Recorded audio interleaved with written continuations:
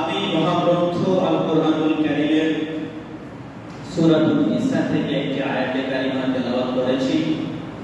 যে আয়াতে আল্লাহ সুবহানাহু ওয়া তাআলা ন্যায় বিচার প্রতিষ্ঠা সংক্রান্ত বিষয়ে আল্লাহ সুবহানাহু ওয়া তাআলা আলোকপাত করেছেন। আল্লাহ সুবহানাহু ওয়া তাআলা এই পৃথিবীতে মানুষ যুগে যুগে একদল নিজেকে বড় মনে করে মানুষের উপরে অত্যাচার, নিপীড়ন, আমানতের খেয়ানত, মার, দাঙ্গা হাঙ্গা করত এবং করবে। তাদেরকে সতর্ক করে আল্লাহ সুবহানাহু ওয়া তাআলা তিনি বলেছেন যে এইগুলি না করে যাতে সমাজে ন্যায় বিচার প্রতিষ্ঠিত হয়, যাতে সমাজে ন্যায় বিচার সকলে পায়। সেজন্য আল্লাহ সুবহানাহু ওয়া তাআলা ওনার কালামে পাকে বলেন, ইন্নাল্লাহা ইয়া'মুরুকুম, আল্লাহ সুবহানাহু ওয়া তাআলা বলেন নিশ্চয় আল্লাহ তাআলা তোমাদেরকে নির্দেশ দিচ্ছেন আন তুআদ্দুল আমানাতি ইলা আহলিহা, আমানতের যিনি মালিক, কোন ব্যক্তি আপনার কাছে কোন একটা জিনিস আমানত রাখলে, সেটা ধন সম্পদ হতে পারে অথবা কোন ব্যক্তির কোন ব্যক্তিগত বিষয় আপনি জানতে পারেন যেটা অন্যের কাছে বলা ঠিক না, এই সব বিষয়গুলো হচ্ছে আমানত। আপনার কাছে একটা আমানত রাখা হলো, আপনি সেই আমানতটা যিনি এটার মালিক তাকে যথাযথভাবে পৌঁছে দিবেন। আল্লাহ তাআলা বলেন আনতু আদুল আমানাতি ইলা আহলিহা, যে আমানতের যিনি মালিক তাদেরকে তোমরা তার যথাযথ আমানত বুঝিয়ে দাও, পৌঁছে দাও। বলুন সুবহানাল্লাহ। আল্লাহ সুবহানাহু ওয়া তাআলা পরবর্তী শব্দে বলেন ওয়া ইযা হাকামতুম বাইনান নাসি আন তাহকুমু বিল আদল, যে যখন তোমরা মানুষের মাঝে বিচার ফায়সালা করো, ওয়া ইযা হাকামতুম বাইনান নাস, যখন তোমরা মানুষদের মাঝে বিচার ফায়সালা করবে, যে কোনো ঝগড়া বিবাদ মীমাংসা করবে, সেটাকে তোমরা তাহকুমু, সেই বিচারটা মীমাংসাটা বিল আদল, ন্যায় পরায়ণতার সাথে, ইনসাফের সাথে, ন্যায়ের সাথে বাস্তবায়ন করবে। সুবহানাল্লাহ। আল্লাহ সুবহানাহু ওয়া তাআলা তিনি আরো বলেন ইন্নাল্লাহা নি'মা ইয়া'iদুকুম বিহি, আর নিশ্চয়ই আল্লাহ তাআলা তোমাদেরকে উত্তম উপদেশ দেন। আল্লাহ তাআলা উপদেশ এখানে দুইটা দিলেন, একটা হচ্ছে তোমরা আমানতদারিতা যথাযথ ফিরাইয়া দিবে এবং বিচার কার্য করবে ন্যায়ভাবে, সেখানে কোনো পক্ষপাতিত্ব করা যাবে না। আল্লাহ সুবহানাহু ওয়া তাআলা তিনি বলেন ইন্নাল্লাহা কানা সামিআন বাসীরা, নিশ্চয়ই আল্লাহ তাআলা সর্বশ্রোতা এবং সর্বদ্রষ্টা। তাহলে পত্র আয়াতটিতে আমরা দুইটি বিষয় জানতে পারলাম, যে আল্লাহ সুবহানাহু ওয়া তাআলা ন্যায় বিচার কিভাবে প্রতিষ্ঠা করতে হবে, ন্যায় কিভাবে সমাজে প্রতিষ্ঠা করা লাগবে, সে সম্পর্কে আল্লাহ সুবহানাহু ওয়া তাআলা বললেন যে যদি কোনো ব্যক্তির কাছে কোনো আমানত থাকে, সেটা যথাযথভাবে আমানতের মালিককে, যিনি আমানত রেখেছেন, তার কাছে যথাযথ পৌঁছে দিতে হবে, প্রদান করতে হবে।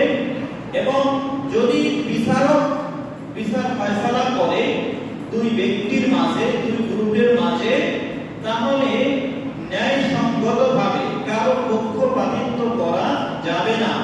যিনি বিচারক হবেন তিনি বিচারক হিসেবে দায়িত্ব পালন করবেন। যদি তার পক্ষের লোক হয় আর সে যদি দোষী হয়, সে কখনো ওই দোষী ব্যক্তি নিজের পরিবারভুক্ত অথবা নিজের দলভুক্ত অথবা নিজের দলের নিজের ভালোবাসার পাত্র যদি হয়, তার পক্ষেও বিচার নিজের ইচ্ছা মতো ধাবিত করা যাবে না। যদি হয় তাহলে সেটি ন্যায় বিচার হবে না। সুবহানাহু ওয়া তাআলা ন্যায় বিচার প্রতিষ্ঠার জন্যই আমাদেরকে কোরআনুল কারীমে একাধিক আয়াত আল্লাহ সুবহানাহু ওয়া তাআলা নাযিল করেছেন। সম্মানিত হাজিরিন, আমার এই আয়াতটা বলার উদ্দেশ্য হচ্ছে আমরা যাতে সতর্ক হয়ে যাই। আমাদের সমাজ আমি আমার মুখ থেকে দেখতে পাচ্ছি মানুষ সমাজে ন্যায় বিচার প্রতিষ্ঠা করে না। যিনি দায়িত্বশীল হন, দেখা যায় ওনাকে যদি কিছু ঘুষ দেওয়া হয় তাহলে যার পক্ষে বিচার দেওয়ার কথা তার পক্ষে না গিয়ে মাজলুম ব্যক্তির দিকে বিচারটা ধাবিত হয়, প্রয়োগ করা হয়। অথচ আল্লাহ সুবহানাহু ওয়া তাআলা এই বাণী রাসূলুল্লাহ সাল্লাল্লাহু আলাইহি ওয়াসাল্লামের হাদিস শরীফ আমি যদি আপনাদেরকে শোনাই তাহলে আপনারা জানতে পারবেন। আম্মা জান আয়েশা সিদ্দিকা রাদিয়াল্লাহু তাআলা আনহা হাদিস নকল করেন, তিনি বলেন যে আন্না কুরাইশা আহাম্মাদুন শানুল মারআতিল মাখজুমিয়্যা, যে মাখজুমি গোত্রের এক মহিলা, সে ছিল কুরাইশি, ওই মহিলা আল্লাযী সারাকাত, যে চুরি করল। বংশ দিক দিয়ে সে কিন্তু মর্যাদাবান, কুরাইশ বংশ এবং মাখজুমি গোত্রের হওয়ার কারণে তার অনেক মর্যাদা। আয়েশা সিদ্দিকা রাদিয়াল্লাহু তাআলা আনহা বলেন যে ফাকালু মাইয়ুকাল্লিমু ফিহা রাসূলুল্লাহ সাল্লাল্লাহু আলাইহি ওয়াসাল্লাম, তারা বলল যে তোমাদের মধ্য থেকে এমন কে আছে যে এই ব্যক্তির যেহেতু মর্যাদা, এই ব্যক্তির পক্ষে, এই মহিলার পক্ষে আল্লাহর রাসূলের কাছে কিছু সুপারিশ করবে? তোমাদের মধ্যে কেউ আছো? তখন তাদের মধ্য থেকে বলা হলো ফাকালু ওয়া মাইয়াতারিউ আলাইহি ইল্লা উসামা ইবনে যায়েদ, যে উসামা ইবনে যায়েদ ব্যতীত এমন কে আছে যে আল্লাহর রাসূল সাল্লাল্লাহু আলাইহি ওয়াসাল্লামের কাছে এটার পক্ষপাতিত্ব করবে, আল্লাহ রাসূলের কাছে বিষয়টি নিয়ে আলোচনা করবে? একমাত্র উসামা ইবনে যায়েদই রয়েছে। উসামা ইবনে যায়েদকে, তিনি হলো রাসূলুল্লাহ সাল্লাল্লাহু আলাইহি ওয়াসাল্লামের একবারে প্রিয়ভাজন একজন সাহাবী। সেজন্য সাহাবায়ে কেরাম হযরত উসামা ইবনে যায়েদ রাদিয়াল্লাহু তাআলা আনহুকে নিযুক্ত করলেন যাতে সেই মহিলার পক্ষপাতিত্ব কিছু করে, আল্লাহ রাসূলের কাছে কিছু বলে, সুপারিশ করে। যখন বিষয়টা রাসূলুল্লাহ সাল্লাল্লাহু আলাইহি ওয়াসাল্লামের কাছে উত্থাপিত হলো, ফাকালা রাসূলুল্লাহ সাল্লাল্লাহু আলাইহি ওয়াসাল্লাম আতাশরাউ ফি হাক্কিন মিন হুদুদিল্লাহ, আল্লাহ রাসূল উসামা ইবনে যায়েদকে জবাব দিলেন যে তুমি কি এমন একটা বিষয় নিয়ে আমার কাছে সুপারিশ করতেছো যেটা আল্লাহ তাআলা জান সম্পর্কে হক, জান সম্পর্কে আল্লাহ তাআলা দণ্ডবিধি আল্লাহ তাআলার পক্ষ থেকে এসেছে, তুমি কি সেই বিষয় নিয়ে আমার কাছে সুপারিশ করবে? এটা কি সম্ভব? উসামা ইবনে যায়েদ রাদিয়াল্লাহু তাআলা আনহু নীরব হয়ে গেলেন। আল্লাহ রাসূল সুন্নাহ তাকওয়া, আল্লাহ রাসূল দাঁড়ালেন এবং মিম্বর শরীফে খুতবা দিলেন।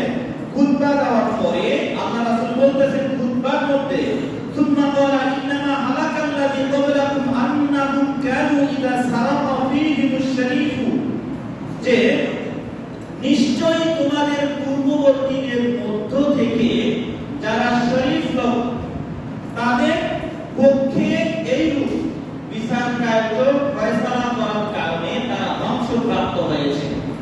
তোমাদের পূর্বে মানে রাসূলুল্লাহ সাল্লাল্লাহু আলাইহি ওয়াসাল্লামের আগমনের পূর্বে, আসার পূর্বে জাহিলি যুগে তারা দেখতো যদি যে ব্যক্তি অপরাধ করেছে, অপরাধী ব্যক্তি যদি সম্ভ্রান্ত হয়, টাকা পয়সায় মর্যাদাবান হয়, সম্পদশালী হয় বা কোনো দামি ব্যক্তি হয়, তাহলে তারা তাদের পক্ষে আর সেটা দণ্ডবিধি হলেও সেটা কার্যকর করত না, সেটাকে ছেড়ে দিত। আল্লাহ রাসূল বলেন যে এই জন্যই তোমাদের পূর্ববর্তীরা ধ্বংস হয়ে গিয়েছে, আল্লাহ তাআলা তাদেরকে ধ্বংস করে দিয়েছেন। তারাকুহু ইযা সারাকা ফীহিম দাঈফু, অর্থাৎ শরীফ লোকেরা যখন তারা এই কাজ করতো তাদেরকে তারাকু করতো, ছেড়ে দিত। আর যদি দাঈফ লোক তারা এই কাজ করতো, আকামু আলাইহিমুল হাদ্দা, তখন তাদের উপরে তারা সেই হদটা কায়েম করতো, অর্থাৎ বিচারটা তার উপর কায়েম করতো। কিন্তু শরীফ লোক বলে ছেড়ে দিত।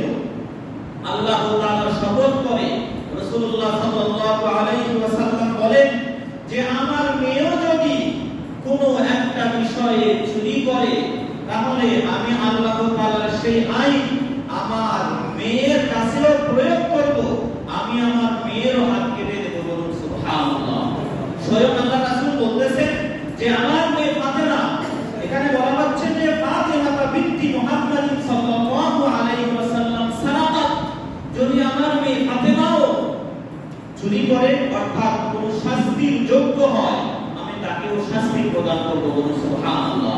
তাহলে আল্লাহ রাসূল কত বড়, তিনি আল্লাহ তাআলার হককে, আল্লাহ তাআলার আইনকে, আল্লাহ তাআলার ফয়সালাকে সাহাবায়ে কেরামদের সামনে জোরালোভাবে বর্ণনা করলেন যে আমার নিজের মেয়েও যদি কোনো অপরাধে সাব্যস্ত হয় সেই অপরাধের শাস্তি স্বরূপ আমি তাকেও দিব। বলুন সুবহানাল্লাহ।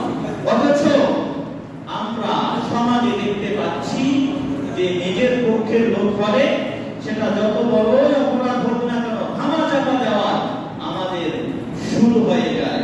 অথচ হাদিস শরীফে রাসূলুল্লাহ সাল্লাল্লাহু আলাইহি ওয়াসাল্লাম আমাদেরকে কত সুন্দর